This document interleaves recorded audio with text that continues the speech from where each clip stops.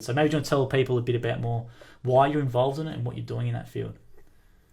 Well, first of all, I have a very direct interest in mental health myself, and a lot of it comes out of my involvement with franchisees, because it's an increasing problem we've seen in recent years. As more and more of our franchisees suffer from depression and anxiety and those kinds of issues, and we're aware of it because it's a very pastoral system. Part of Jim's, as you know, is that we keep in close contact with our franchisees. In fact, it's one of the major benefits of the system we found with time. It's not so much long-term benefits, and not so much learning how to run a better business, though that we do that, but actually having a sense of community and having somebody who cares for you.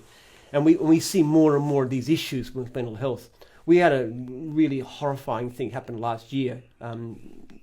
As you know, where one of our franchisees in Western Australia killed his 3 little girls and his wife and his mother-in-law. Nothing to do with his business, actually. He actually said in his statements when he was convicted of it that the business was wonderful. It was a positive thing in his life, but he had this terrible demons inside him. And that was very deeply shocking because Jim's is a bit like an extended family. So the repercussions were right through. I went over to Perth to talk to the franchisees there. We had a big meeting, and most of the franchisees in the state were in this meeting at this Holiness Golf Club to talk about the whole thing and what had happened, and they were very, very upset by it. Not those who knew him and many who didn't. It just felt like one of your own, something so awful had happened. And they came up with a whole suggestions. I asked them, guys, what can we do? What could we do to do something about this? And they came up with some pretty good ideas. One of them was that we should prepare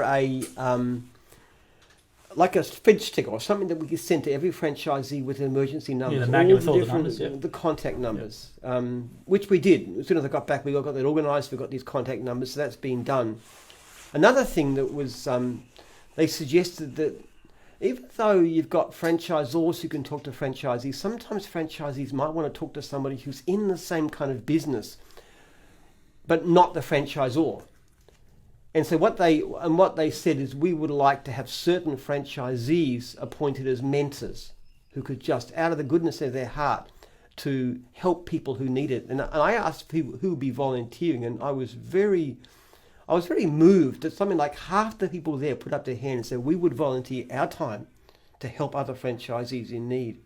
So as a result of that, what we've done is set up a program where we've got franchisees identified all over the country in every state that have actually been chosen and been selected, who volunteered, and they provide some training just to act as not so much psychologists, but just people who can be an ear and listen. Because you come across similar problems. You have difficulties with clients, difficulties with spouses and so forth, different things that are faced by people in the field. So we put that in place. That was wonderful, and it was so heartwarming to see so many people prepared to give up their time. And these people are wonderful. They really are.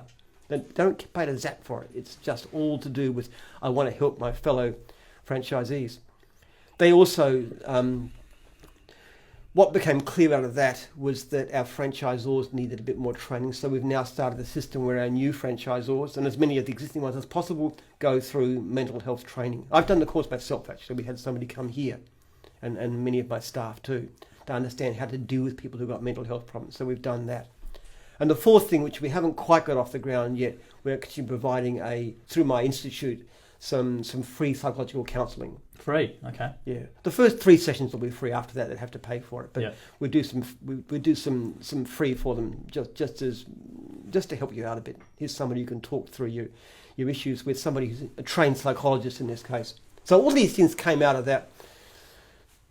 I mean, I can't say they compensate for it, but if anything we can do can stop something bad like that happening again. And we do have things happening. People commit suicide. We've had that case. One of our franchisors committed suicide. And we've had a couple of franchisees kill themselves too. So it's because we're so intermeshed, because there's this sense of community in gyms, you tend to feel it very, very strongly when something like that happens.